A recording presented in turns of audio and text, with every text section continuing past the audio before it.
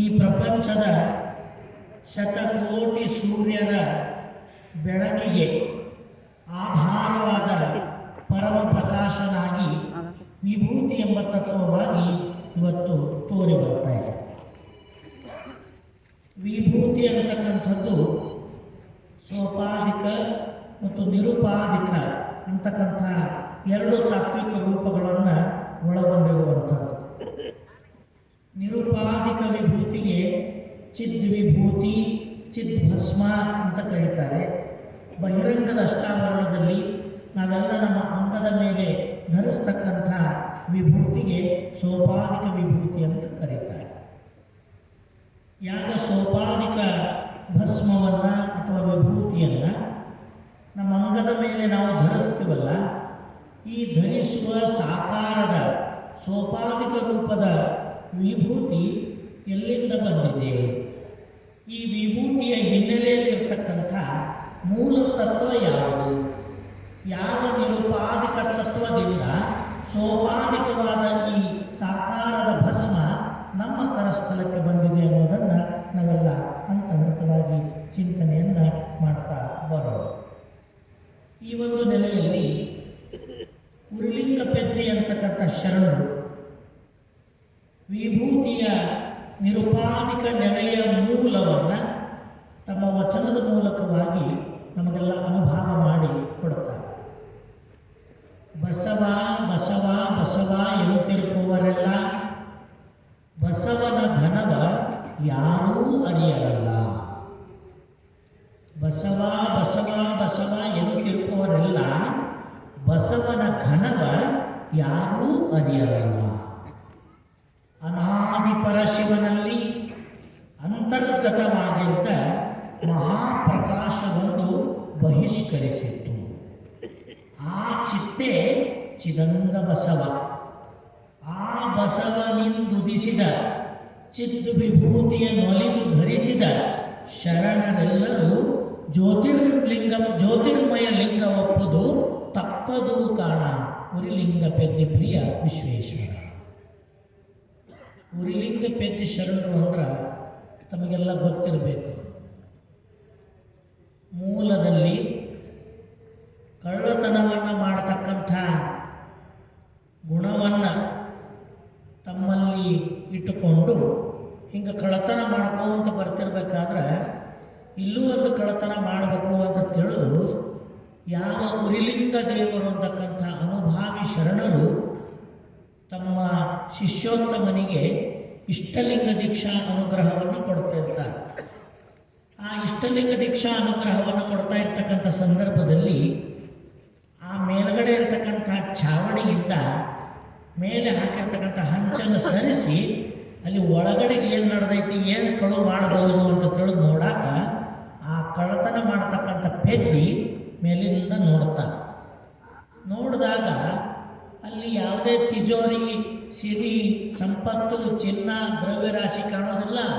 ಬದಲಾಗಿ ಗುರುವಿನಿಂದ ಶಿಷ್ಯನಿಗೆ ಇಷ್ಟಲಿಂಗ ದೀಕ್ಷೆಯ ಅನುಗ್ರಹ ಆಗ್ತಿರ್ತೈತಿ.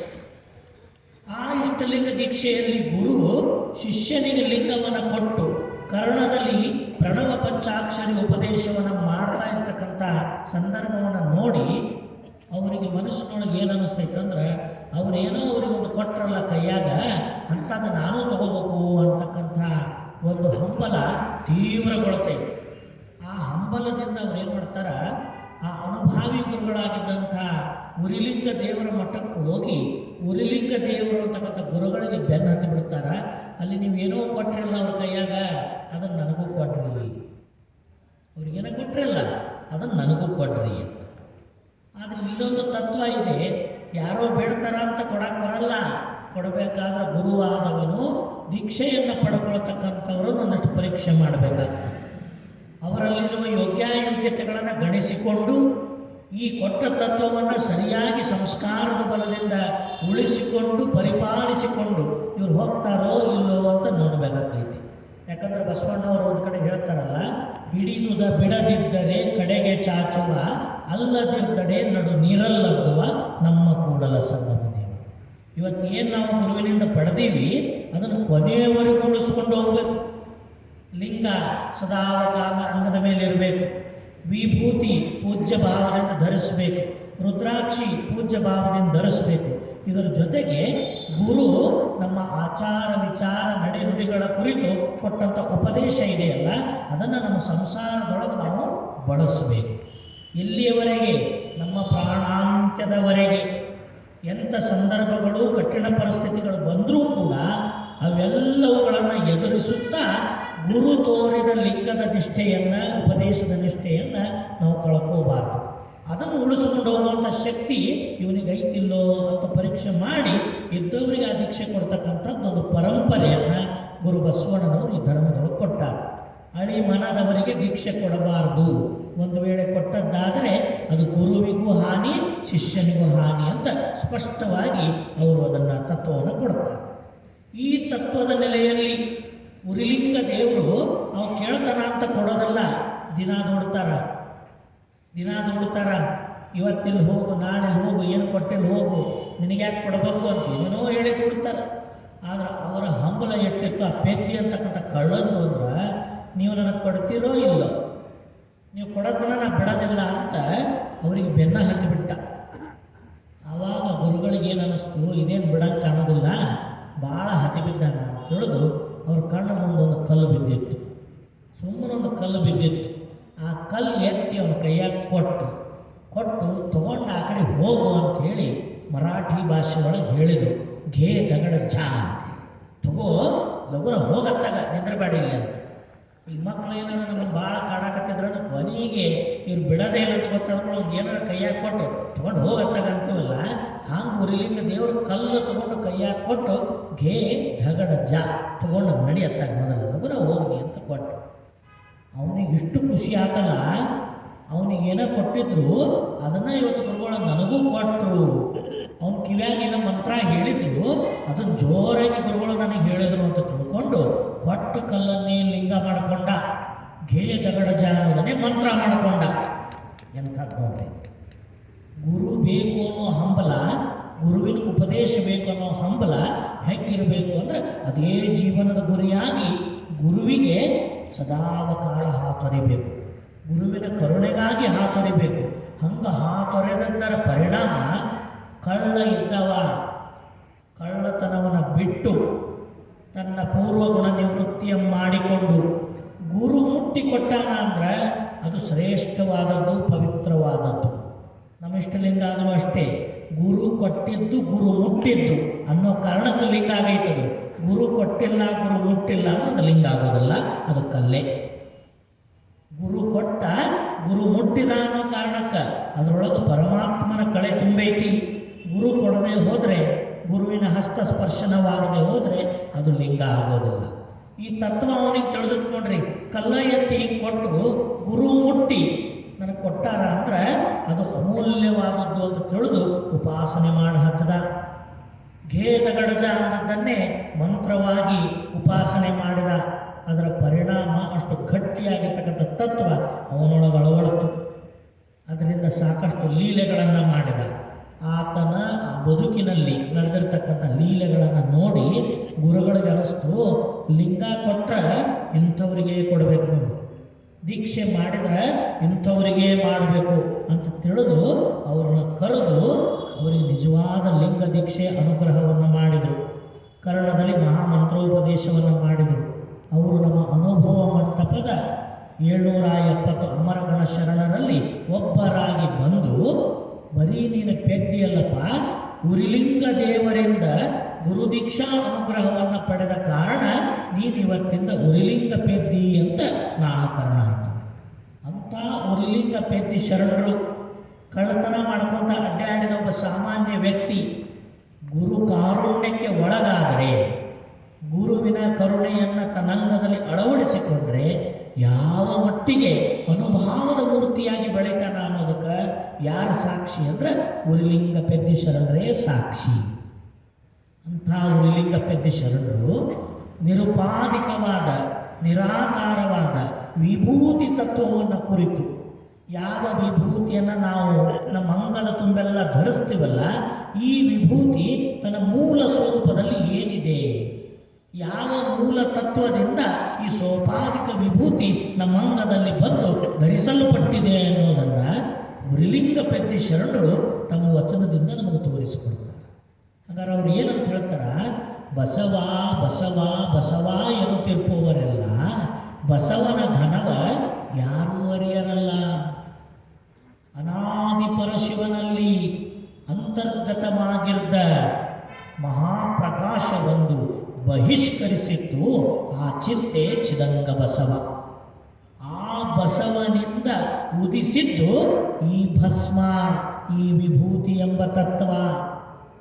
ಆ ಬಸವನಿಂದ ಪ್ರಕಟಗೊಂಡ ಮಹಾಪ್ರಕಾಶ ಸ್ವರೂಪ ಒಬ್ಬ ವಿಭೂತಿಯ ಒಲಿದು ಧರಿಸಿದ ಮರ್ತ್ಯದ ಶರಣರೆಲ್ಲರೂ ಜ್ಯೋತಿರ್ಮಯ ಲಿಂಗ ಒಪ್ಪುದು ತಪ್ಪದು ಕಾಣ. ಗುರುಲಿಂಗ ಪೆದ್ದಿ ಪ್ರಿಯ ವಿಶ್ವೇಶ್ವರ. ವಿಭೂತಿ ಅಂದ್ರೆ ಏನಂತ ಹೇಳಬೇಕಾದ್ರೆ ಮೊದಲಿಗೆ ಹೇಳ್ತಾರ, ಈ ವಿಭೂತಿಯ ಮೂಲ ಯಾರು ಅಂದರೆ ಬಸವ ಅನ್ನತಕ್ಕಂಥ ತತ್ವ ರೂಪ ಈ ವಿಭೂತಿಯ ಮೂಲ ಸ್ವರೂಪ. ಎಲ್ಲರೂ ಬಸವ ಬಸವ ಬಸವ ಅಂತ ಹಾಡ್ತಾರ, ಕೊಂಡಾಡ್ತಾರ, ಬಸವನ ಮಹಿಮೆಯನ್ನು ವರ್ಣಿಸ್ತಾರ. ಆದರೆ ನಿಜವಾದ ಬಸವನ ರೂಪ ಏನು ಅನ್ನೋದನ್ನು ಇವರು ಯಾರೂ ಇನ್ನೂ ತಿಳ್ಕೊಂಡೇ ಇಲ್ಲ. ಬಸವ ಬಸವ ಬಸವ ಎನ್ನುತ್ತಿರುವವರೆಲ್ಲ ಬಸವನ ಘನವ ಯಾರೂ ಅರಿಯರಲ್ಲ.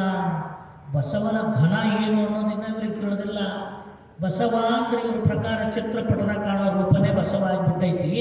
ಈ ಪಟ ಹಿಡ್ಕೊಂಡು ಇವರು ಇದನ್ನೇ ಬಸವ ಇದೇ ಬಸವ ಅಂತ ಹೇಳಿದಾರ. ಆದರೆ ಈ ಸಾಕಾರದ ಬಸವನ ಹಿಂದಿರುವ ನಿರಾಕಾರದ ಘನ ಯಾವುದು?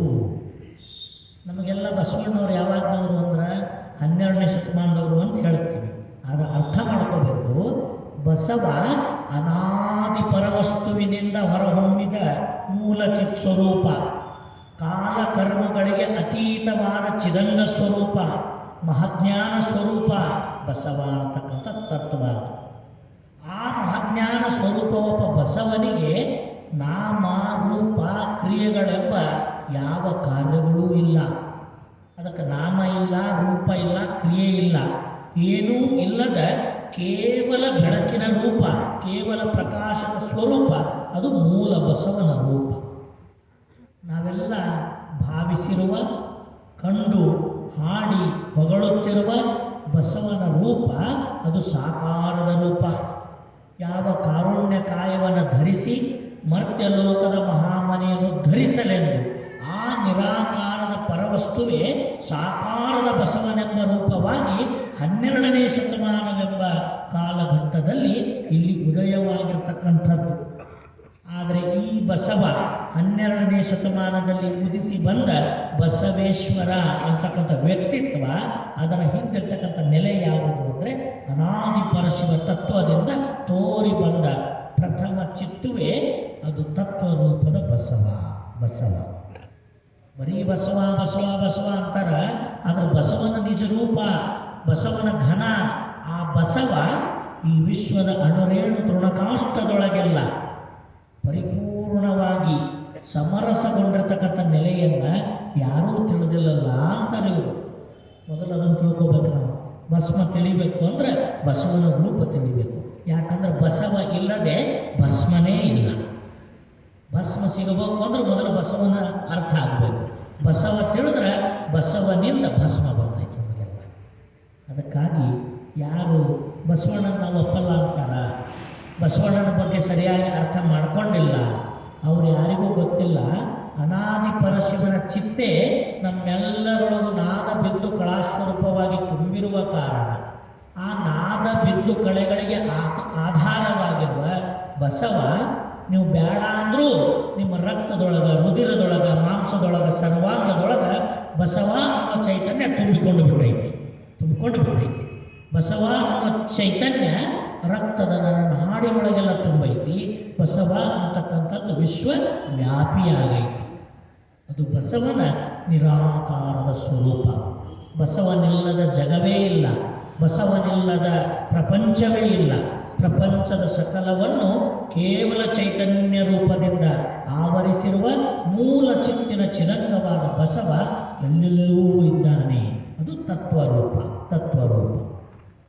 ಆ ಆ ಬಸವ ಅಂತಕ್ಕಂಥದ್ದು ಅನಾದಿ ಪರಶಿವ ತತ್ವದಲ್ಲಿ ಮಹಾಪ್ರಕಾಶವನ್ನು ಬಹಿಷ್ಕರಿಸಿತ್ತು.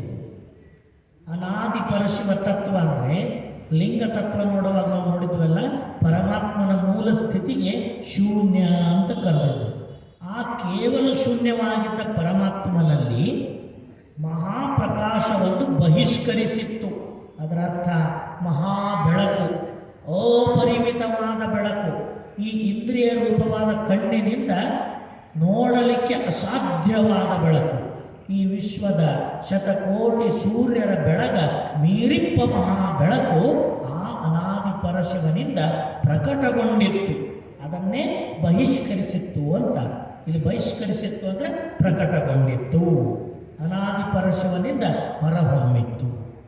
ಆ ಪ್ರಕಾಶವೇ, ಅದುವೇ ಮೂಲ ಚಿತ್ತು, ಅದುವೇ ಚಿದಂಗವೆಂಬ ಬಸವನ ರೂಪ. ಹಾಗಾದ್ರೆ ನಾವೆಲ್ಲ ಅರ್ಥ ಮಾಡ್ಕೋಬೇಕು.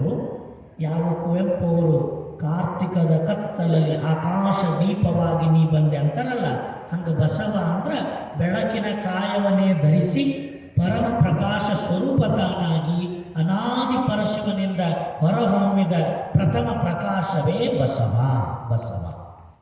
ಆ ಬಸವನೇ ಮೂಲ ಚಿತ್ತು, ಅದುವೇ ಚಿದಂಗ.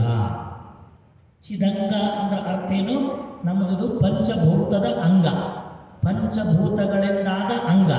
ಆದರೆ ಪಂಚಭೂತಗಳಿಲ್ಲದೆ ಕೇವಲ ಪ್ರಕಾಶದಿಂದ ಬೆಳಕಿನಿಂದ ತೋರಿ ಬರುವ ಅಂಗಕ್ಕೆ ಚಿದಂಗ ಅಂತ ಕರೀತಾರೆ. ಆ ಚಿದಂಗದಿಂದ ಪಂಚಭೂತಗಳು ಹುಡ್ತಾವ. ಅಂದರೆ ಜಗತ್ತೆಲ್ಲ ನಿರ್ಮಾಣ ಆಗ್ತೈತಿ. ಆದರೆ ಈ ಜಗತ್ತೆಲ್ಲ ನಿರ್ಮಾಣ ಆಗೋಕ್ಕಿಂತ ಮೊದಲೇ ಇರ್ತಕ್ಕಂಥದ್ದು ಚಿದಂಗ. ಅದು ಬೆಳಕಿನ ಅಂಗ, ಪ್ರಕಾಶಮಯವಾದ ಅಂಗ. ಆ ಅಂಗದಿಂದ ಉದಿಸಿದ ತೋರಿ ಬಂದ ತತ್ವವೇ ಚಿದ್ವಿಭೂತಿ ಎಂಬ ವಿಭೂತಿಯ ತತ್ವ. ಆ ಪರಶಿವನಿಂದ ತೋರಿ ಬಂದ ಪರಮ ಪ್ರಕಾಶವೇ ಪರಮ ವಿಭೂತಿ ತತ್ವ. ಅದನ್ನು ಚಿದ್ವಿಭೂತಿ ಅಂತ ಕರೀತಾರೆ. ಚಿದ್ವಿಭೂತಿ ಅಂದರೆ ಅದು ತತ್ವ ರೂಪದಿಂದ ಇರ್ತಕ್ಕಂಥದ್ದು, ಕೈಗೆ ಸಿಗುವಂಥದ್ದಲ್ಲ, ಧರಿಸಾಕ ಬರುವಂಥದ್ದಲ್ಲ. ಅದು ಕೇವಲ ನಿರುಪಾಧಿಕವಾಗಿ ಇರತಕ್ಕಂಥದ್ದು.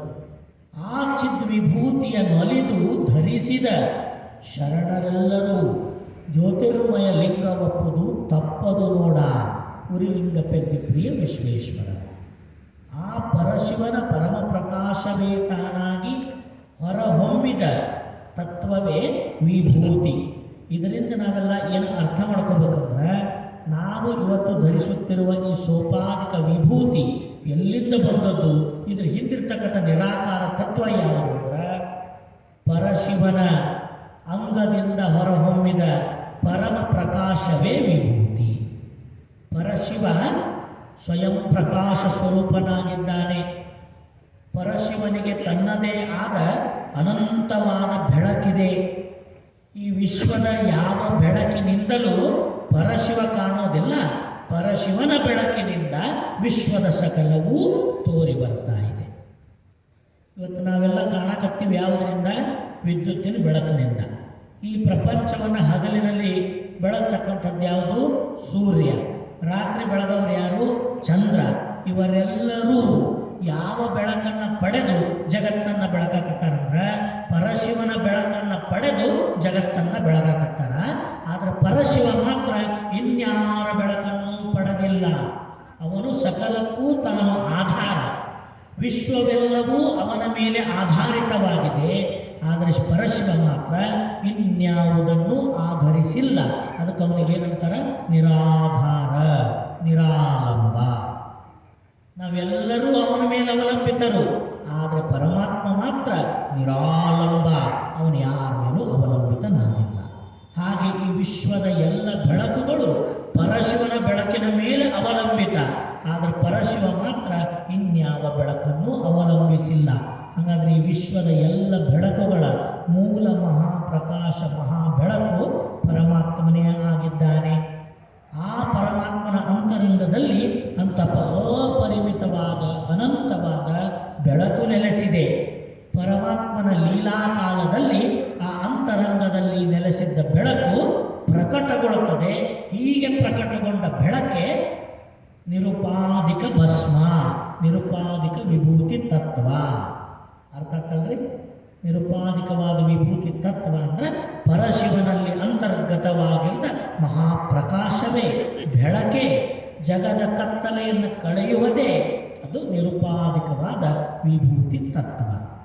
ಇದನ್ನೇ ಕುರಿತು ಒಂದು ಕಡೆಗೆ ಗುರು ಬಸವಣ್ಣನವರು ಏನಂತಾರ, ಈ ವಿಭೂತಿಯ ಮಹಾತ್ಮೆಯನ್ನು ಕಂಡುಕೊಂಡು ಅದನ್ನು ಧರಿಸಿ ಆ ವಿಭೂತಿಯನ್ನು ಕುರಿತು ಬಸವಣ್ಣನವರು ಏನು ಹೇಳ್ತಾರಂದರೆ, ಅಯ್ಯ ಎನಗೆ ವಿಭೂತಿಯೇ ಕುಲದೈವ,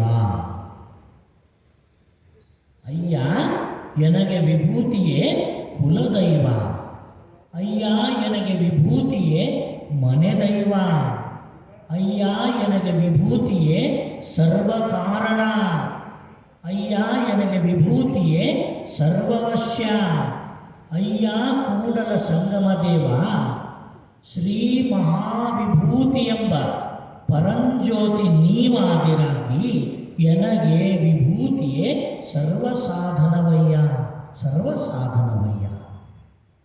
ಲಿಂಗವಂತರಾದವರು ಬಸವಣ್ಣವ್ರಿಗೆ ಮಾತು ಭಾಳ ಲಕ್ಷಣ ಇಡಬೇಕು ನಾವು. ಯಾಕಂದ್ರೆ ಇಷ್ಟು ಲಿಂಗವನ್ನು ಅಂಗದ ಮೇಲೆ ಧರಿಸಿಕೊಂಡು ಮತ್ತೊಂದು ಮನೆದೈವ ಮತ್ತೊಂದು ಕುಲದೈವ ನಮಗುಂಟು ಅಂತ ನಾವು ತಿಳಿದೀವಲ್ಲ, ಇಲ್ಲಿ ಬಸವಣ್ಣವ್ರು ಹೇಳ್ತಾರೆ, ನಮಗೆ ಯಾವುದು ಕುಲದೈವ ಯಾವುದು ಮನೆದೈವ ಅಂದ್ರೆ ಪರಮಾತ್ಮನ ಬೆಳಕನ್ನು ಹೊತ್ತು ತಂದಿರತಕ್ಕಂಥ ವಿಭೂತಿ ಲಿಂಗವಂತರ ಕುಲದೈವ, ವಿಭೂತಿ ಲಿಂಗವಂತರ ಮನೆದೈವ. ಬಸವಣ್ಣವರು ಹೆಮ್ಮೆಯಿಂದ ಹೇಳ್ಕೊತಾರ, ವಿಭೂತಿಯನ್ನು ನೆತ್ತಿ ಮೇಲೆ ಇಟ್ಕೊಂಡು ಹೇಳ್ತಾರ, ಪರಮಾತ್ಮನೇ ನಿನ್ನ ಪ್ರಕಾಶವೇ ನನ್ನ ಅಂಗದ ಕತ್ತಲೆಯನ್ನು ಕಳೆದು ಪರಮ ಪ್ರಕಾಶವನ್ನು ವ್ಯಾಪಿಸುವ ಸಲುವಾಗಿ ನನ್ನ ಅಂಗಕ್ಕೆ ಬಂದೈತೆ ಅಂದ ಮೇಲೆ ನಿನ್ನ ವಿಭೂತಿಯೇ ಎನಗೆ ಕುಲದೈವ, ಅಯ್ಯ ಎನಗೆ ವಿಭೂತಿಯೇ ಮನೆದೈವ, ಅಯ್ಯ ಎನಗೆ ವಿಭೂತಿಯೇ ಸರ್ವಕಾರಣ. ಸರ್ವಕಾರಣ ಅಂದರೆ ಈ ಭಕ್ತನ ಭಕ್ತಿಯ ಸಾಧನೆಗೆ ಬೆಳಕನ್ನು ಕೊಡೋದು ಯಾವುದು ಅಂದರೆ ವಿಭೂತಿ. ಭಕ್ತನ ಭಕ್ತಿ ಸಾಧನೆಯ ಪ್ರಗತಿಗೆ ಸಹಕರಿಸೋದು ಯಾವುದಂದ್ರೆ ಶ್ರೀ ವಿಭೂತಿ. ಈ ಭಕ್ತನ ಸಂಸಾರದ ತಾಪತ್ರಯಗಳನ್ನು ನಿವಾರಿಸಿ ಅವನನ್ನು ಪರಶಿವ ತತ್ವದತ್ತ ಮುಖ ಮಾಡುವಂತೆ ಮಾಡುವುದೇ ಶ್ರೀ ವಿಭೂತಿ. ಈ ಭಕ್ತನಿಗೆ ಸಕಲ ಐಶ್ವರ್ಯವನ್ನು ಒದಗಿಸುವುದೇ ಶ್ರೀ ವಿಭೂತಿ. ಇದಿಷ್ಟೆಲ್ಲವನ್ನ ಒಂದು ವಿಭೂತಿ ಪರಶಿವನ ಬೆಳಕಾಗಿ ಭಕ್ತನ ಅಂಗದಲ್ಲಿ ಧರಿಸಲ್ಪಡ್ತಾ ಇರೋದ್ರಿಂದ ಬಸವಣ್ಣವ್ರೇನಂತಾರೆ, ಶ್ರೀ ವಿಭೂತಿಯೇ ಎನಗೆ ಸರ್ವ ಕಾರಣ. ಎಲ್ಲದಕ್ಕೂ ನನ್ನ ಬದುಕಿಗೆ ಯಾವುದು ಕಾರಣ? ಶ್ರೀ ಮಹಾವಿಭೂತಿಯೇ ಸರ್ವ ಕಾರಣ. ಅಯ್ಯ ಎನಗೆ ವಿಭೂತಿಯೇ ಸರ್ವಸಿದ್ಧಿ. ಯಾವ ಅಣಿಮಾದಿ ಸಿದ್ಧಿಗಳನ್ನು ಹೇಳ್ತಾರಲ್ಲ, ಆ ಎಲ್ಲ ಲಘುಮ ಗರಿಮ ಅಂಥೇಳಿ ಅಣಿಮಾದಿ ಸಿದ್ಧಿಗಳದಾವ. ಆ ಅಣಿಮಾದಿ ಸಿದ್ಧಿಗಳು ವಿಭೂತಿಗಿಂತ ಶ್ರೇಷ್ಠ ಅಲ್ಲ. ಆ ಎಲ್ಲ ಸಿದ್ಧಿಗಳನ್ನು ಮಾಡಿಕೊಂಡ ಸಿದ್ಧಿ ಪುರುಷನಿಗಿಂತಲೂ ಶ್ರೇಷ್ಠ ಯಾರು ಅಂದರೆ ತನ್ನ ಅಂಗದ ಮೇಲೆ ವಿಭೂತಿಯನ್ನು ಧರಿಸಿದ ಭಕ್ತ ಅಣಿಮಾದಿ ಸಿದ್ಧಿಗಳನ್ನು ಮಾಡಿದ ಸಿದ್ಧಿ ಪುರುಷನಿಗಿಂತ ಇವು ಬಹಳ ಶ್ರೇಷ್ಠ. ಸರ್ವ ಸಿದ್ಧಿಗಳನ್ನು ಮೀರಿದ ಪರಮ ಸಿದ್ಧಿಯನ್ನು ಸಿದ್ಧಿಸೋದು ಯಾವುದು? ಅದು ಶ್ರೀ ಮಹಾ ವಿಭೂತಿ. ಯಾಕೆ ನಮ್ಮ ಶರಣರು ಅಣಿಮಾದಿ ಸಿದ್ಧಿಗಳನ್ನು ಸಾಧಿಸಕ್ಕೆ ಹೋಗಲಿಲ್ಲ ಅಂದ್ರೆ, ಪರಮಾತ್ಮನೇ ಅನಾದಿ ಜಗದೊಡೆಯನೇ ಇಷ್ಟಲಿಂಗವಾಗಿ ಕರಸ್ಥಲಕ್ಕೆ ಬಂದು ಆ ಅನಾದಿ ಜಗದೊಡೆಯನ ಬೆಳಕೆ ವಿಭೂತಿಯಾಗಿ ಅಂಗದಲ್ಲಿ ಧರಿಸಲ್ಪಟ್ಟಿರಬೇಕಾದ್ರೆ ಅಂಗಲಿಂಗಗಳ ಸಾಮರಸ್ಯವನ್ನು ಮಾಡಿಕೊಳ್ಳುವುದೇ ನಿಜವಾದ ಸಿದ್ಧಿ. ಈ ಅಂಗವನ್ನು ಲಿಂಗದಲ್ಲಿ ನಿಕ್ಷೇಪಿಸಿ ಅಂಗ ಅನ್ನತಕ್ಕಂಥದ್ದನ್ನು ಲಿಂಗಮಯ ಮಾಡಿಕೊಳ್ಳೋದೇ ಸರ್ವಸಿದ್ಧಿ. ಇದಕ್ಕಿಂತ ಮೀರಿದ ಯಾವ ಅಣಿಮಾದಿ ಸಿದ್ಧಿಗಳು ದೊಡ್ಡವಲ್ಲ. ಆ ಅಣಿಮಾದಿ ಸಿದ್ಧಿಗಳನ್ನು ಮಾಡಿದರೂ ಭವ ತಪ್ಪದು ಅಂತ ನಮ್ಮ ಶರಣರು ಲಕ್ಷಣ ಬೇಕಿದ್ರ ಕಡೆಗೆ. ಅವನ್ನೆಲ್ಲ ಮಾಡಿದರೂ ಭವ ತಪ್ಪದು, ಜನನ ಮರಣಗಳ ತಿರುಗುವಿಕೆ ತಪ್ಪದು. ಆ ಅಣಿಮಾದಿ ಸಿದ್ಧಿಗಳೇ ಅಹಂಕಾರವಾಗಿ ಆ ಸಾಧಕನಲ್ಲಿ ನೆಲೆಸಿ ಅವನನ್ನು ಮತ್ತೆ ಅಜ್ಞಾನವೆಂಬ ಭವಕ್ಕೆ ತಳ್ಳುತ್ತವ. ಆದರೆ ಅಹಂಕಾರವನ್ನು ಪೂರ್ಣವಾಗಿ ಕಳೆದು ನಾನೆಂಬ ಭಾವವನ್ನು ನೀಗಿ ಪರಿಪೂರ್ಣವಾಗಿ ಲಿಂಗಗುಣ ಸಮರಸವನ್ನು ಅಂಗದಲ್ಲಿ ಅಂಗೈವಿಸಿಕೊಳ್ಳುವಂತೆ ಮಾಡೋದು ಇಷ್ಟಲಿಂಗ ಮತ್ತು ವಿಭೂತಿ. ಈ ವಿಭೂತಿ ಮತ್ತು ಲಿಂಗ ತತ್ವಗಳು ಭಕ್ತನನ್ನು ಏನು ಮಾಡ್ತಾವ? ಪರಿಪೂರ್ಣತ್ವದ ನೆಲೆಗೆ ತಗೊಂಡು ಹೋಗ್ತಾವ. ಅದಕ್ಕಾಗಿ ಅಂಗದ ಮೇಲೆ ಲಿಂಗವಿಲ್ಲದೆ ಪರಮ ಪ್ರಕಾಶ ಸ್ವರೂಪವಾದ ವಿಭೂತಿ ಧಾರಣೆ ಇಲ್ಲದೆ ಮಾಡಿದ ಆ 8 ಸಿದ್ಧಿಗಳಿಗೆ ನಮ್ಮ ಶರಣರು ಏನಂತ ಕರೀತಾರ? ಅದಾರಲ್ಲ ಮಾಡಿದವರು, ಬೇರೆ ಬೇರೆ ಪಂಥದೊಳಗೆ ಮಾಡಿದವರು ಅದಾರಲ್ಲ, ಇದನ್ನೆಲ್ಲ ಬಿಟ್ಟು ಅಣಿಮಾದಿ ಸಿದ್ಧಿಗಳನ್ನು ಮಾಡಿ ತೋರಿಸೋದು. ನಿಂತನೆಲ್ಲ ಅಗಲಾಡಿಸಿ ತೋರಿಸಿದವ್ರು ಅದಾರ, ಮಳೆ ಬರೆಸಿ ತೋರಿಸಿದವ್ರು ಅದಾರ, ಧಕ್ಕನೆ ಬೆಂಕಿ ಉರಿಸಿದವ್ರು ಅದಾರ. ಇವೆಲ್ಲ ಸಿದ್ಧಿಗಳು. ಈ ಬಹಿರಂಗದ ಸಿದ್ಧಿಗಳನ್ನು ಮಾಡಿದವ್ರೆ ನಮ್ಮ ಶರಣರೇನಂತಾರ, ಇವುಗಳನ್ನು ಮಾಡೋದು ಏನು ಅಂದರೆ ನಿನ್ನ ಡಂಬರಾಟಗಳು ಅಂತಾರೆ. ಇದೇನು ದೊಡ್ಡ ಸಾಧನೆ ಅಲ್ಲ, ಸುಮ್ಮನೆ ನಿನ್ನ ದೊಂಬರಾಟ ಆಡಕತ್ತಿ ಅಷ್ಟೇ. ಆ ದೊಂಬರಾಟ ಆಡಿ ತೋರಿಸ್ತಾರಲ್ಲ, ಜೋಕರ್ ಬಂದು ಜೋಕ್ ಮಾಡ್ತಾನಲ್ಲ, ಮ್ಯಾಜಿಷಿಯನ್ ಬಂದು ಮ್ಯಾಜಿಕ್ ಮಾಡ್ತಾನಲ್ಲ, ಕಣ್ಣಕಟ್ಟು ವಿದ್ಯೆ ಮಾಡ್ತಾರಲ್ಲ, ಹಂಗೆ 64 ವಿದ್ಯೆ ಒಳಗೆ ಒಂದು ವಿದ್ಯೆ ಕಲ್ತಿದ್ದು ಇಷ್ಟು ಮಾಡಾಕತ್ತೀಯ. ಆದರೆ ಇದನ್ನೆಲ್ಲ ಮೀರಿದ ವಿದ್ಯೆ ಯಾವುದು? ಆತ್ಮವಿದ್ಯೆ. ಆ ಆತ್ಮವಿದ್ಯೆ ಅಂದರೆ ತನ್ನ ತಾನಾರೆಂದು ಸಾಧಿಸುವ ವಿದ್ಯೆ. ಅದಕ್ಕೆ ನೀವನ್ನೆಲ್ಲ ಮಾಡಿದರೂ ಎಲ್ಲವೂ ವ್ಯರ್ಥ, ಎಲ್ಲವೂ ವ್ಯರ್ಥ. ಆದರೆ ವಿಭೂತಿ ಇಂಥ ಎಲ್ಲ ಸಿದ್ಧಿಗಳನ್ನು ಮೀರಿದ ಪರಮ ಸಿದ್ಧಿಯಾದ ಲಿಂಗಾಂಗ ಸಾಮರಸ್ಯವನ್ನು ಸಾಧಿಸಿಕೊಡುವ ಕಾರಣ ಅಯ್ಯ ಎನಗೆ ವಿಭೂತಿಯೇ ಸರ್ವಸಿದ್ಧಿ, ಅಯ್ಯ ಎನಗೆ ವಿಭೂತಿಯೇ ಸರ್ವವಶ್ಯ. ಈ ಸಾಧಕನ ಬದುಕಿಗೆ ಅತ್ಯಂತ ಅವಶ್ಯಕವಾಗಿ ಬೇಕಾದದ್ದು ಯಾವುದು ಅಂದರೆ ಸುಜ್ಞಾನದ ಬೆಳಕು, ಪರಮನ ಬೆಳಕು. ಈ ಸಾಧನೆಯನ್ನು ಮೊಟಕುಗೊಳಿಸುವಂತೆ, ಈ ಸಾಧನೆಗೆ ಹಲವಾರು ರೀತಿಯಾಗಿರ್ತಕ್ಕಂಥ ಅಡ್ಡಿಪಡಿಸ್ತಕ್ಕಂಥ ಪ್ರತಿರೋಧಗಳು ಯಾವುವು ಅಂದರೆ ಮಾಯೆಯಿಂದ ಬರ್ತಿರ್ತವ, ಅಜ್ಞಾನ ವಶಕ್ಕೊಳಗಾಗಿ ಬರ್ತಿರ್ತವ. ಅವು ಅಂತರಂಗದಿಂದಲೂ ಬರ್ತವ, ಬಹಿರಂಗದಿಂದಲೂ ಬರ್ತವ. ಅವುಗಳು ಬಂದಾಗ ಈ ಸಾಧಕನ ಬದುಕಿಗೊಂದು ಕತ್ತಲೆ ಕವಿತೈತಿ, ಮರವೆಗೆ ಒಳಗೆ ಮಾಡ್ತೈತಿ. ತಾನು ಮಾಡುವ ಸಾಧನೆಯ ಅರಿವಿನಿಂದ ಅವನನ್ನು ದೂರ ಮಾಡ್ತವ. ಅಂಥ ಸಂದರ್ಭದಲ್ಲಿ ಸಾಧಕನ ಬದುಕಿಗೆ ಎಂದಿಗೂ ಕತ್ತಲಾವರಿಸದಂತೆ ಸದಾವಕಾಲ ಲಿಂಗದ ಬೆಳಕಿನಲ್ಲಿ ಆ ಸಾಧಕ ಮುಂದುವರಿಯುವಂತೆ ಮಾಡ್ತಕ್ಕಂಥ ಅವಶ್ಯಕವಾದ ಬೆಳಕು ಯಾವುದು ಅಂದರೆ ಅಯ್ಯ ಎನಗೆ ವಿಭೂತಿಯೇ ಸರ್ವವಶ್ಯ. ಅವಶ್ಯಕವಾದದ್ದು ವಿಭೂತಿ. ಅಯ್ಯ ಕೂಡಲ ಸಂಗಮ ದೇವ ಶ್ರೀ ಮಹಾವಿಭೂತಿ ಎಂಬ ಪರಂಜ್ಯೋತಿ ನೀವಾದಿರಾಗಿ. ವಿಭೂತಿ ಬೇರೆ ಅಲ್ಲ, ಪರಮಾತ್ಮನೇ ನೀನೆಂಬ ಪರಂಜ್ಯೋತಿ ಬೇರೆಯಲ್ಲ. ನಿನ್ನ ಪರಂಜ್ಯೋತಿ ಸ್ವರೂಪವೇ ನೀನೇ ವಿಭೂತಿ ಎಂಬ ರೂಪವಾಗಿ ಬಂದ ಕಾರಣ ಶ್ರೀ ಮಹಾವಿಭೂತಿಯೇ ಎನಗೆ ಸರ್ವ ಸಾಧನವಯ್ಯ. ಇನ್ಯಾವ ಸಾಧನವೂ ಬೇಡ. ಸಾಧಕನ ಬದುಕಿಗೆ ವಿಭೂತಿ ಎಂಬ ಪರಮ ಪ್ರಕಾಶದ ಸಾಧನ ಬೇಕು. ಯಾಕೆ ಬೇಕಂದ್ರೆ ವಿಭೂತಿ ಬೇರೆಯಲ್ಲ, ಪರಶಿವನೆಂಬ ಪರಂಜ್ಯೋತಿ ಬೇರೆಯಲ್ಲ. ಆ ಪರಮಾತ್ಮನ ಪರಂಜ್ಯೋತಿಯೇ ವಿಭೂತಿಯಾಗಿ ನಮ್ಮ ಭಕ್ತನ ಅಂಗದ ಮೇಲೆ ಧರಿಸಲ್ಪಡ್ತಾ ಇರೋದ್ರಿಂದ ಅದುವೇ ಸರ್ವ ಸಾಧನ, ಅದುವೇ ಸರ್ವ ಸಾಧನ. ಇಂತಪ್ಪ ವಿಭೂತಿ ಅಂದರೆ ಏನು ಅಂತ ನಾವೆಲ್ಲ ತಿಳಿದ್ವಲ್ಲ. ಈಗ ಯಾವುದು ವಿಭೂತಿ ಅಂತ ತಿಳಿದ್ವಿ? ಪರಶಿವನ ಪರಮ ಪ್ರಕಾಶವೇ ನಿರುಪಾಧಿಕವಾದ ನಿರಾಕಾರವಾದ ವಿಭೂತಿ ಎಂಬ ತತ್ವ ಅಂತ ತಿಳಿದ್ವಿ. ಅಂದರೆ ಆ ಪರಶಿವನ ಆ ತತ್ವ ನಮ್ಮ ಅಂಗದೆಡೆಗೆ ಬರಬೇಕಾದ್ರೆ ಬಹಳ ಅದ್ಭುತವಾಗಿ ಆದಯ್ಯ ಶರಣರು ತಮ್ಮ ವಚನ ಹೇಳುತ್ತಾರೆ. ಅವರು ಏನಂತ ಹೇಳ್ತಾರಂದರೆ, ಪಂಚಬ್ರಹ್ಮದಿಂದು ಉದಯಿಸಿದ ನಂದೆ, ಭದ್ರೆ, ಸುರಭಿ, ಸುಶೀಲೆ, ಸುಮನೆ ಎಂಬ ಪಂಚಗೋವುಗಳಿಂದ ಭೂತಿ, ಬಸಿತ, ಭಸ್ಮ, ಕ್ಷಾರ, ರಕ್ಷೆ ಎಂಬ ಪಂಚನಾಮವಾಯಿತು ನೋಡ. ಅದೆಂತೆಂದೊಡೆ ಶಿವಸುಖದ ಮಹದೈಶ್ವರ್ಯವ ಕರುಣಿಸಿ ಭೂತಿಯೆಂದೆನಿಸಿತ್ತು. ಸಕಲ ಕಾಮದ ಬಯಕೆಗಳ ಸುಟ್ಟರುಹಿ ನಿಕ್ಕಾಮ ರೂಪದಿಂದ ತಾನೇ ಬಸಿತವೆಂದೆನಿಸಿತ್ತು. ಪೂರ್ವ ಕರ್ಮಗಳ ನುರುಪಿ ನಿಕ್ಕರ್ಮ ರೂಪದಿಂದ ತಾನೇ ಭಸ್ಮವೆಂದೆನಿಸಿತ್ತು. ಭಕ್ತನ ಮಲ ಮಾಯೆಗಳ ಕಳೆಯುವುದರಿಂ ತಾನೇ ಕ್ಷಾರವೆಂದೆನಿಸಿತ್ತು. ಕೊನೆಗೆ ಹೇಳ್ತಾರ, ಭೂತ ಪ್ರೇತ ಪಿಶಾಚಂಗಳ ಭಯವ ಹೊದ್ದಲೀಯದಿರ್ಪುದರಿಂ ತಾನೇ ಶ್ರೀರಕ್ಷೆಯೆಂದೆನಿಸಿತ್ತು. ಇಂತಪ್ಪ ಶ್ರೀ ಮಹಾವಿಭೂತಿಯ ಮಹಾತ್ಮೆಯನರಿದು ನೀನೊಲಿದು ಧರಿಸಿದ ವಿಭೂತಿಯ ಆನೂ ಧರಿಸಿ ಬದುಕೆದೆನು ಕಾಣ ಸೌರಾಷ್ಟ್ರ ಸೋಮೇಶ್ವರ. ಸೌರಾಷ್ಟ್ರ ಸೋಮೇಶ್ವರ ವಿಭೂತಿ ಮಹಾತ್ಮೆ ಏನಂತ ನಮಗೆ ಗಟ್ಟಿಗೊಳಿಸಿ ವಿಭೂತಿಯ ಬಗ್ಗೆ ಸರ್ವ ಪೂಜ್ಯತೆಯ ಭಾವವನ್ನು ಯಾರು ತಂದು ಕೊಡ್ತಾರಂದ್ರೆ ಸೌರಾಷ್ಟ್ರದಿಂದ ಅನುಭವ ಮಂಟಪಕ್ಕೆ ಬಂದಂಥ ಆದಯ್ಯ ಶರಣರು ನಮಗೆ ವಿಭೂತಿ ಅಂದ್ರೆ ಏನು, ಅದರ 5 ರೂಪಗಳು ಯಾವುವು ಅಂತ ತೋರಿಸಿಕೊಡ್ತಾರೆ. ಮೊಟ್ಟ ಮೊದಲಿಗೆ ಹೇಳಿದ್ರೆ ಅವರು ಪಂಚ ಬ್ರಹ್ಮದಿಂದುದಯಿಸಿದ ಈ ವಿಭೂತಿಗೆ ಮೂಲ ಯಾವುದಂತ ಪಂಚಬ್ರಹ್ಮಗಳು. ಯಾವುದು ಪಂಚಬ್ರಹ್ಮಗಳು? ಮತ್ತದೇ ಲಿಂಗತತ್ವ. ಆ ಲಿಂಗತತ್ವವು ತಾನೇ ಮಹಾಲಿಂಗ ರೂಪವಾಗಿ, ಮಹಾಲಿಂಗವು ತಾನೇ ಪಂಚಮುಖವನ್ನೈದಿದಾಗ ಸದಾಶಿವನೆನಿಸಿತ್ತು.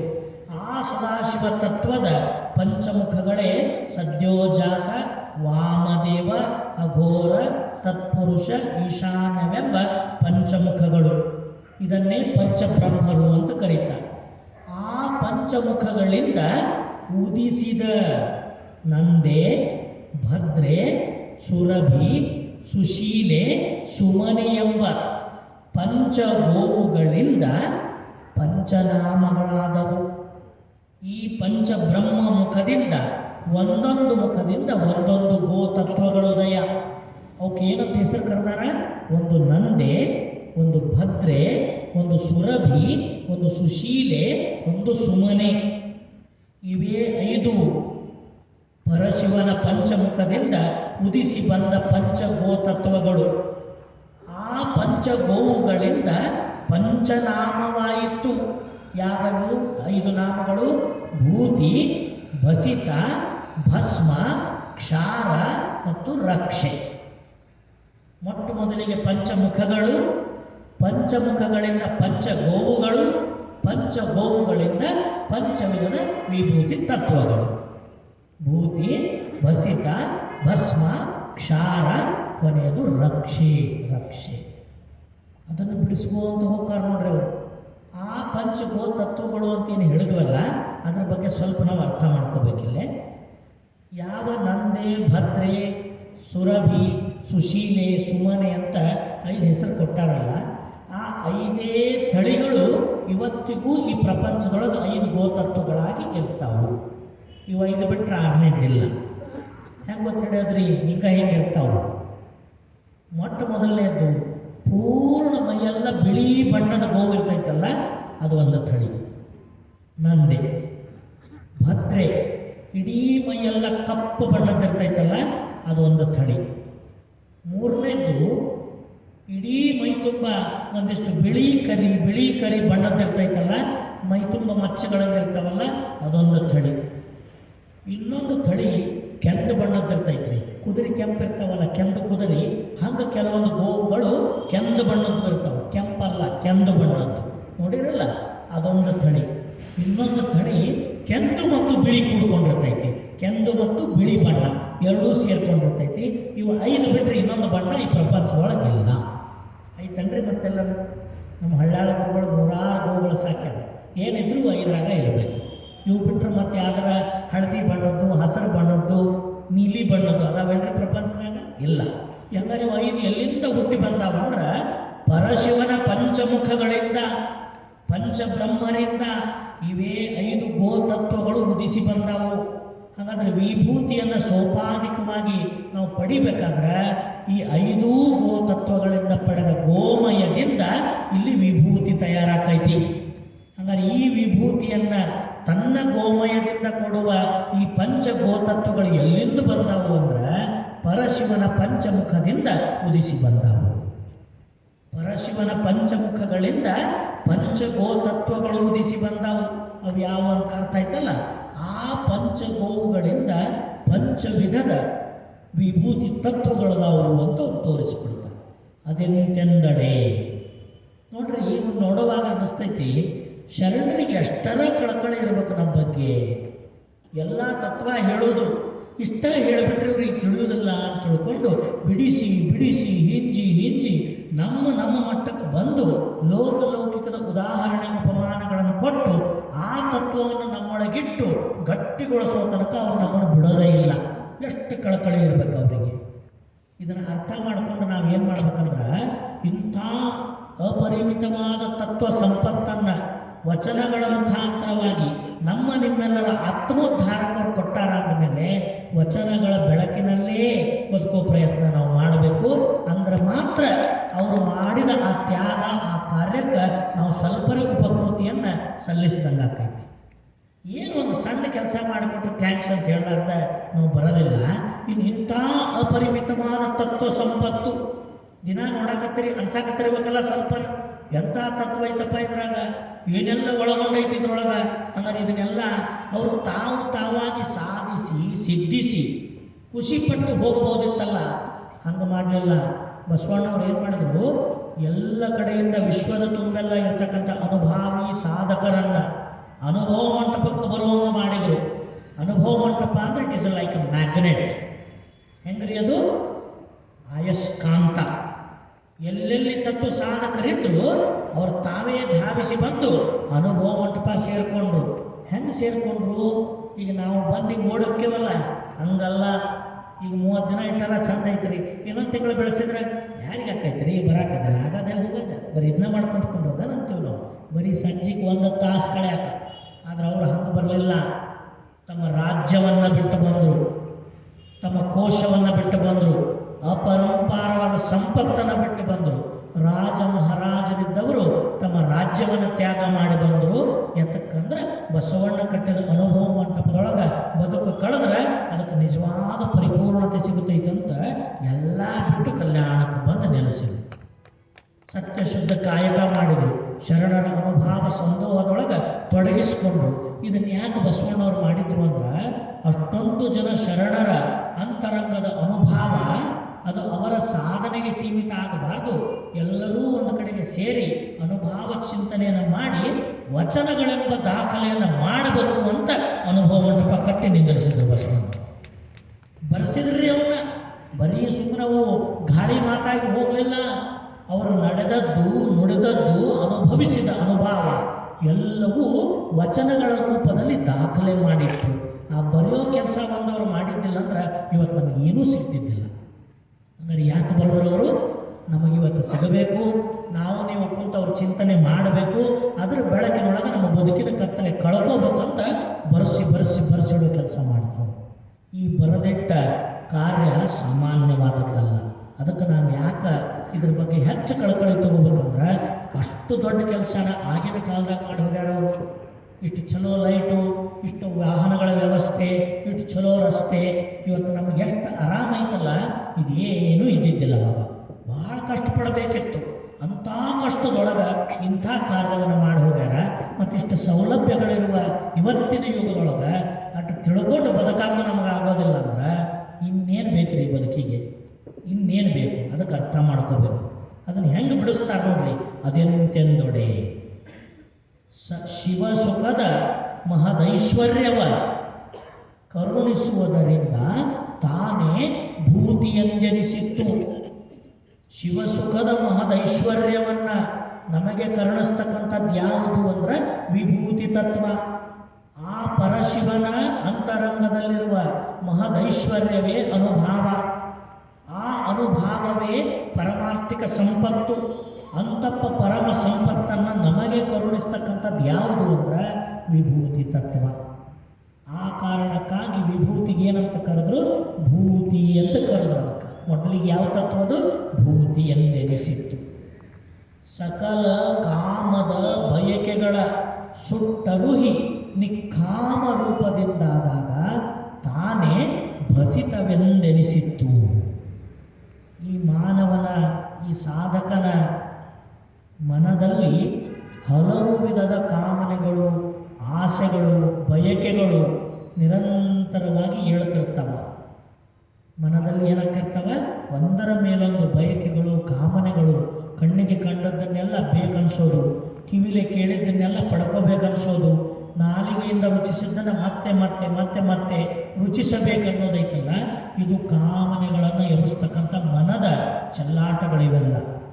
ಈ ಮನದ ಚೆಲ್ಲಾಟ, ಇಂದ್ರಿಯಗಳ ವ್ಯವಹಾರ, ಇವುಗಳಲ್ಲೇ, ಅವುಗಳ ಸಂತೃಪ್ತಿಯಲ್ಲೇ ತನ್ನನ್ನು ತೊಡಗಿಸಿಕೊಂಡಿರ್ತಕ್ಕಂಥವನು ಹೇಗೆ ಲಿಂಗ ಸಾಧನೆಯನ್ನು ಮಾಡೋಕ್ಕೆ ಸಾಧ್ಯ? ಆ ಲಿಂಗ ತತ್ವದಲ್ಲಿ ತನ್ನ ಮನ ಕೂಡಬೇಕು ಅಂದ್ರೆ ಹೋಗೋದ್ರಾಗ 10 ಮಂದಿ ಬಂದು 10 ಕಡೆ ತಡೀತಾರೆ. ಇದನ್ನು ಕಣ್ಣು ಹೇಳ್ತೈತಿ ಅಲ್ಲಿ ನೋಡೋಣ ಬಾ ಅಂತ, ಕಿವಿ ಹೇಳ್ತೈತಿ ಇಲ್ಲಿ ಕೇಳೋಣ ಬಾ ಅಂತ, ನಾಲಿಗೆ ಹೇಳ್ತೈತಿ ಇದನ್ನು ತಿನ್ನೋಣ ಬಾ ಅಂತ. ಹಿಂಗೆ ಪಂಚ ಜ್ಞಾನೇಂದ್ರಿಯಗಳು, ಅಂತಃಕರಣಗಳು ಹರಿದು ಹಂಚಿ ಈ ಜೀವಾತ್ಮನನ್ನು ಹಲವು ಕಡೆಗೆ ವಿಹರಿಸುವಂತೆ ಮಾಡಿದ್ರೆ ಇವ ಲಿಂಗ ನೋಡೋದು ಯಾವಾಗ, ಮಂತ್ರ ಜಪ ಮಾಡೋದು ಯಾವಾಗ, ಲಿಂಗದೊಳಗೆ ಕೂಡೋದು ಯಾವಾಗ? ಅದಕ್ಕೆ ಇವನೊಳಗಿನ ಕಾಮದ ಬಯಕೆಗಳು ಸುಡಬೇಕು.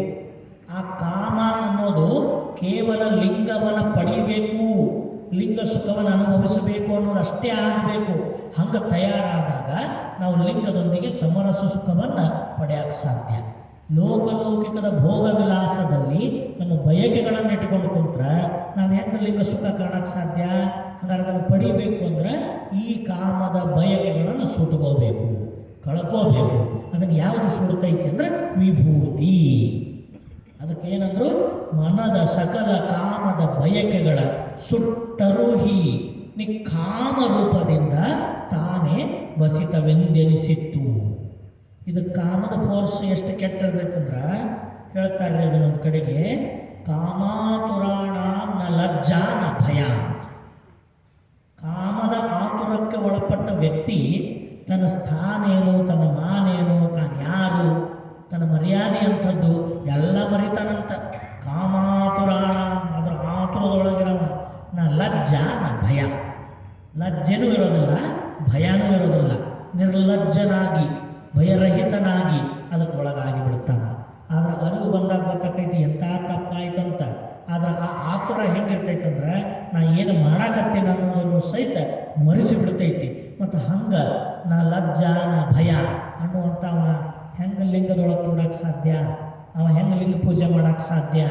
ಹಂಗಾರೆ ನಾವು ಹೆಂಗಿರಬೇಕು? ಶುದ್ಧನಾಗಿರಬೇಕು. ಅದನ್ನು ಶುದ್ಧ ಮಾಡೋದೇ ಭೂತಿ ಭಸಿತ ಅಂತಕ್ಕಂಥ ತತ್ವಗಳು.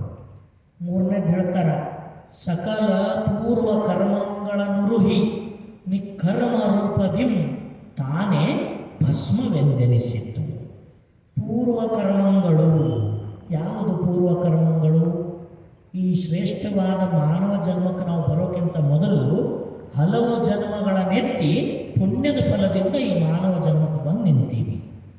ಇದರ ಹಿಂದೆ 84 ಲಕ್ಷ ಜೀವರಾಶಿಗಳಲ್ಲಿ, ಅನಂತ ಭವ ದುಃಖಗಳಲ್ಲಿ ಪರಮಾತ್ಮ ತನ್ನ ಲೀಲೆಯನ್ನು ಆಡಿಸಿಬಿಟ್ಟಾನೆ. ತನ್ನ ಲೀಲೆಯ ವಿನೋದಕ್ಕಾಗಿ ನಮ್ಮೆಲ್ಲರನ್ನ 84 ಲಕ್ಷ ಜೀವರಾಶಿಗಳಲ್ಲಿ ನಿರಂತರ ತಿರುಗಿಸಿ ತಿರುಗಿಸಿ ಜನಿಸಿ ಮರಣಿಸಿ ಶ್ರೇಷ್ಠವಾದ ಮಾನವ ಜನ್ಮಕ್ಕೆ ತಂದು ನಿಂದ್ರಿಸ್ಯಾನ. ಯಾಕೆ ನಿಂದ್ರಿಸ್ಯಾನಂದ್ರೆ ಇನ್ನು ತಿರುಗುವುದು ಸಾಕು, ಮುಕ್ತನಾಗು, ಭವದಿಂದ ಬಿಡುಗಡೆ ಹೊಂದು ಅಂತ ನಿಂದ್ರಿಸ್ಯಾನ.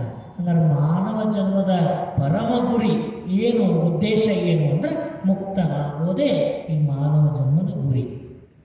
ಆದರೆ ಹಲವು ಜನ್ಮದಲ್ಲಿ ಒದಗಿದ ಪಾಪ ಕರ್ಮಗಳ ಪ್ರತಿರೂಪವಾಗಿ ಈ ಬದುಕಿನಲ್ಲಿ ಕರ್ಮ ಫಲಗಳಾಗಿ ನಮ್ಮನ್ನು ಕಾಡ್ತಿರ್ತಾವಲ್ಲ. ಪಾಪ ಕರ್ಮಗಳ ಫಲ ನಮ್ಮಲ್ಲಿ ಹೆಚ್ಚಿತ್ತು ಅಂದ್ರೆ ನಮ್ಮನ್ನು ಶಿವಾನುಭವ ಮಾರ್ಗಕ್ಕೆ ಬರಕ್ಕೆ ಕೊಡದೇ ಇಲ್ಲವು. ನಮ್ಮಿಂದ ಹಲವಾರು ದುರಾಚಾರ, ದುಷ್ಕೃತ್ಯ, ದುರ್ನಡತೆಗಳನ್ನು ಮಾಡಿಸ್ತಾ ಮತ್ತೆ ನಮ್ಮನ್ನು ಅಜ್ಞಾನದ ಕೂಪಕ್ಕೆ ತಳ್ಳುವುದು ಮಾಡೋದು ಯಾವುದು ಅಂದ್ರೆ ಹಲವು ಜನ್ಮದಿಂದ ಒದಗಿದ ಪಾಪ ಕರ್ಮಗಳ ಫಲಗಳು. ಮತ್ತು ಅಂಥ ಪಾಪ ಕರ್ಮಗಳ ಫಲಗಳನ್ನು ಬೆನ್ನಿ ಕಟ್ಟಿಕೊಂಡು ನಾವು ಈ ಜನ್ಮಕ್ಕೆ ಬಂದು ನಿಂತೀವಂದ್ರೆ ಆ ಕರ್ಮ ಫಲಗಳನ್ನು ಕಳ್ಕೋಬೇಕಲ್ಲ, ಪುಣ್ಯವನ್ನು ಸಂಪಾದಿಸಬೇಕಲ್ಲ, ಪುಣ್ಯದ ಮಾರ್ಗದಿಂದ ಸದ್ಗುರುನಾಥನ ಕೃಪೆಯನ್ನು ಪಡಿಬೇಕಲ್ಲ. ಅದೆಲ್ಲ ಯಾವುದರಿಂದ ಸಾಧ್ಯ ಅಂತ ಕೇಳಿದರೆ ಪೂರ್ವ ಕರ್ಮಗಳ ರೂಪಿ ನಿಕರ್ಮ ರೂಪವನ್ನಾಗಿ ಮಾಡುವ ಭಸ್ಮದಿಂದ ಸಾಧ್ಯ. ಭಸ್ಮದಿಂದ ಸಾಧ್ಯ.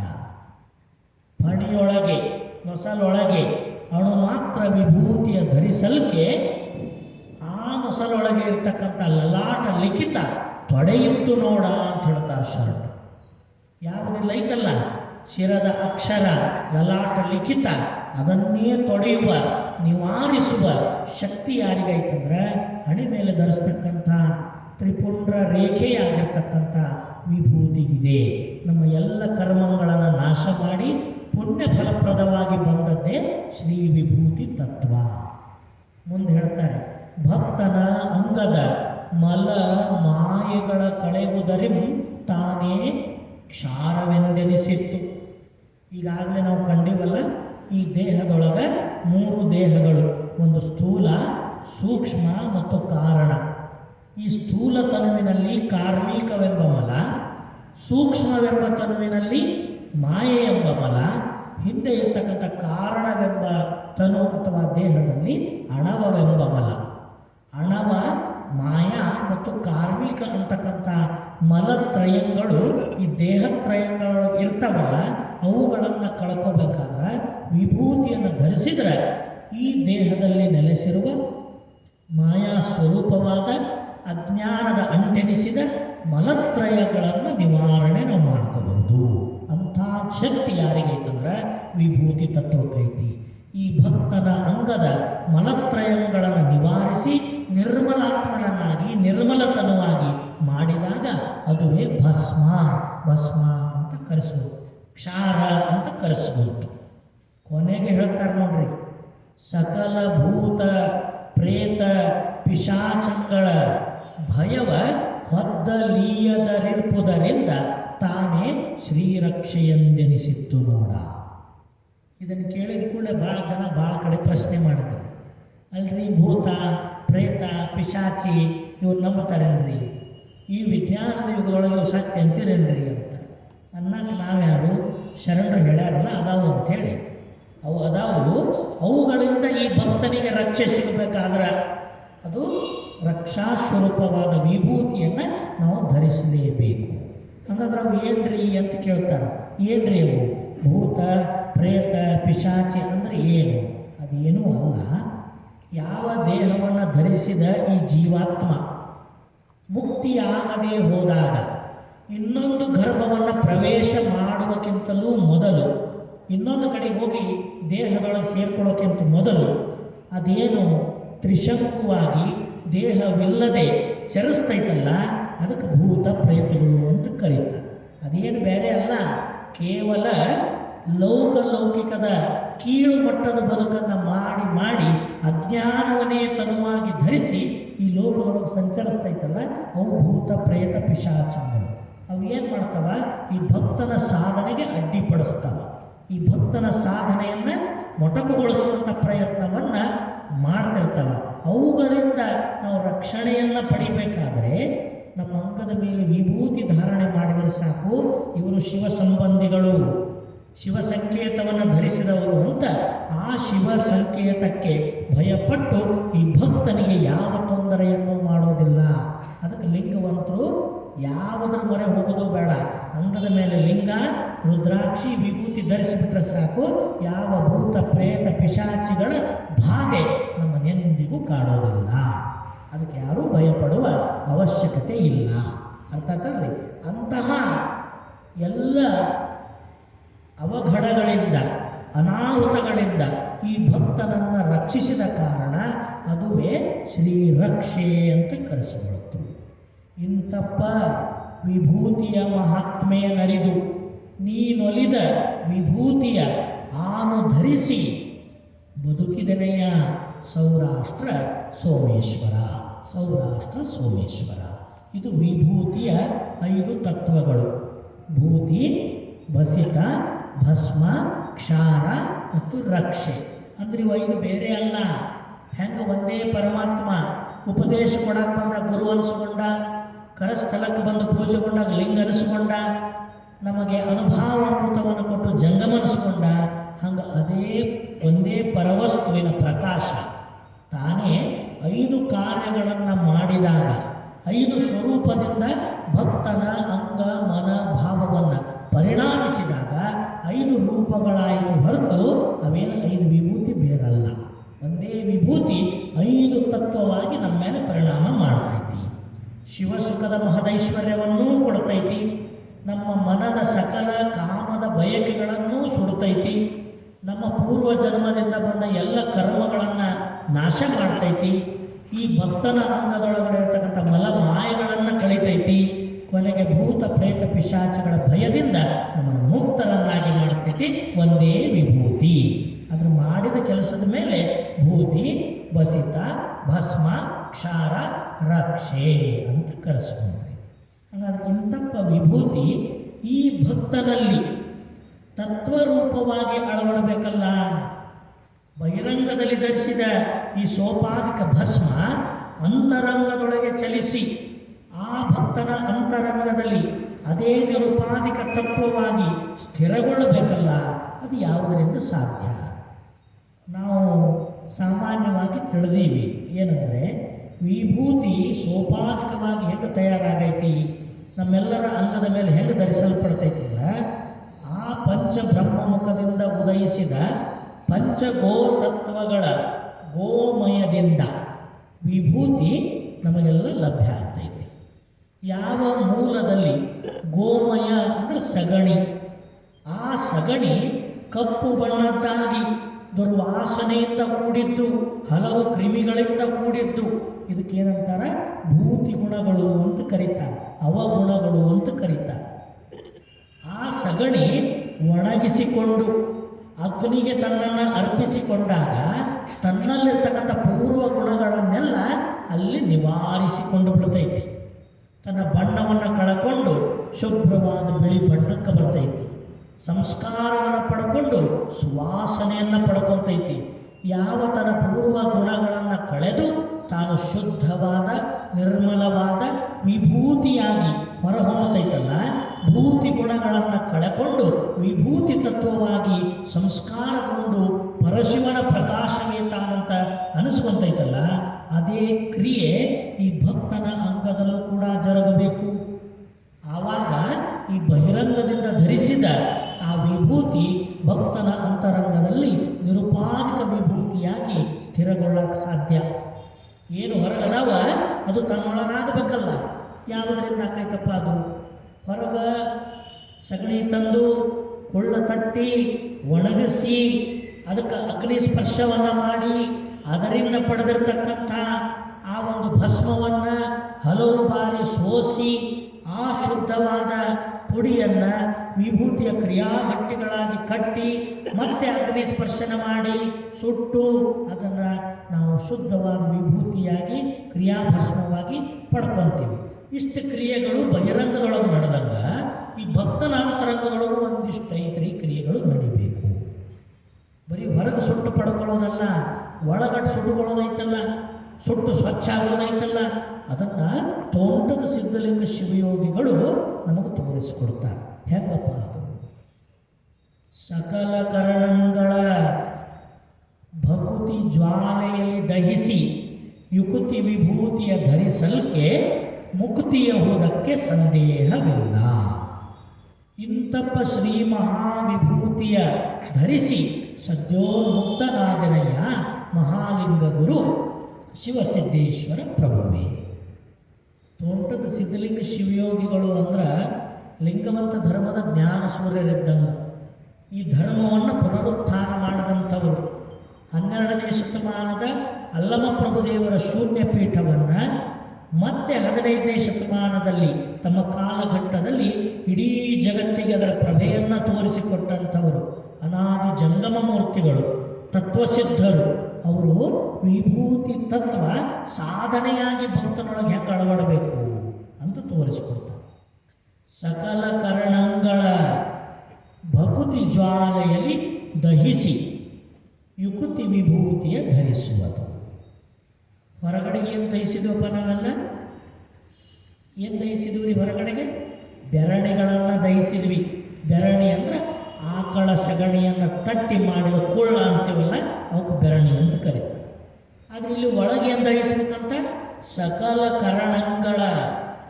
ಹೊರಗೆ ದಹಿಸುವಾಗ ಕರ್ಪೂರ ಹಾಕಿ ದಹಿಸಿದ್ವಿ, ಒಳ್ಳೆ ಎಣ್ಣೆ ಹಾಕಿ ದಹಿಸಿದ್ವಿ.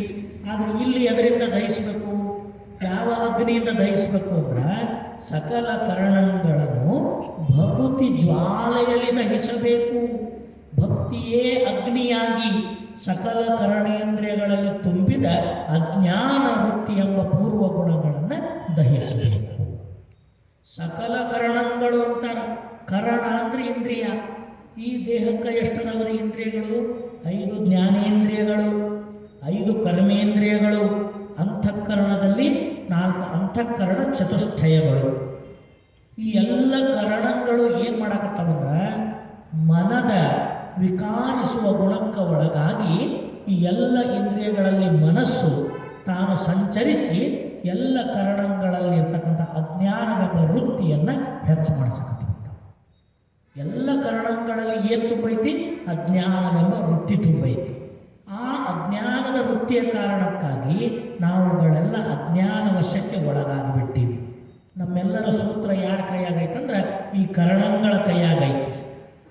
ಅದೇಂಗ್ರಿ ಯಾರ ಕೈಯಾಗಿಲ್ಲ ಬಿಡ್ರಿ, ನಾನು ಯಾರ ಕೈಯಾಗಿಲ್ಲ ಅಂತ ಅಂತೀವಿ. ನಮಗೆ ಗೊತ್ತಿಲ್ದಂಗೆ ಹಿಂಗೆ ಹೊಳ್ಳಿ ನೋಡ್ತೀವಿ. ಅಲ್ಲೇನಾದ್ರು ಸಪ್ಲ ಆತಂದ್ರೆ ಹಿಂಗೆ ಹೊಳ್ಳಿ ನೋಡ್ತೀವಿ. ಮತ್ತು ಅದ್ರ ಕೈಯಾಗ ಸಿಕ್ಕಂಗೆ ಆಯ್ತಿಲ್ಲ, ಅದು ಹೊಳ್ಳಿಸ್ತಿಲ್ಲ ರೀ, ನಮ್ಮನ್ನು ಹೊಳ್ಳಿಸ್ತಲ್ಲ. ಹಿಂಗೆ ಮನೆಗೆ ಹೋಗ್ತಾ ಏನಾರ ಒಂದು ಸ್ವಲ್ಪ ಚಲೋ ಅನ್ನಿಸ್ತೈತಿ, ಒಳಗೆ ಹೋಗ್ಕೊಂಡ್ರೆ ನಾಲ್ಗೆ ಮ್ಯಾಗ ಇಟ್ಕೊಂಡು ತಿಂದು ಮನೆಗೆ ಹೋಗ್ತೀವಿ. ನಮಗೆ ಗೊತ್ತಿಲ್ಲದ ಹೋಗಿರ್ತೀವಿ, ನಮ್ಮನ್ನು ತೊಗೊಂಡು ಹೋಗ್ತಿಲ್ಲ ಅಲ್ಲಿಗೆ. ಕಿವಿಗೆ ಏನಾರು ಚಲೋ ಕೇಳ್ತು ಅಂದ್ರೆ 2 ನಿಮಿಷ ನಿಂತು ಕೇಳಿ ಮನೆಗೆ ಹೋಗ್ತೀವಿ, ನಮ್ಮನ್ನು ನಿಂದಿರಿಸ್ತಿಲ್ಲೋ. ಹಂಗಾಗಿ ನಮ್ಮೆಲ್ಲರನ್ನ ತನ್ನದೇ ಆಗಿರ್ತಕ್ಕಂಥ ಅಜ್ಞಾನದ ವಶದಿಂದ ನಿಯಂತ್ರಿಸುವ ಶಕ್ತಿ ಒಳಗಡೆ ಇರೋ ಮನಸ್ಸಿಗಿರ್ತೈತಿ. ಆ ಮನಸ್ಸು ಯಾರನ್ನ ಬಳಸ್ತೈತಂದ್ರೆ ಕರಣಗಳನ್ನೇ ಬಳಸ್ತೈತಿ. ಯಾವ ಇವೇ ಇಂದ್ರಿಯಗಳನ್ನು ಬಳಸ್ತೈತಿ. ಈ ಇಂದ್ರಿಯಗಳಲ್ಲಿರ್ತಕ್ಕಂಥ ಈ ಒಂದು ವಿಷಯಗಳ ಸಂಘದ ಚಾಪಲ್ಯ, ಅವುಗಳನ್ನು ಅನುಭವಿಸಿದರೆ ಏನೋ ಒಂದು ಸುಖ ಐತೆ ಅಂತಕ್ಕಂಥ ಭ್ರಮೆ ಐತಲ್ಲ, ಈ ಭ್ರಮೆಯನ್ನು ಕಳ್ಕೊಳ್ಳೋದಕ್ಕೆ ಏನಂತಾರ?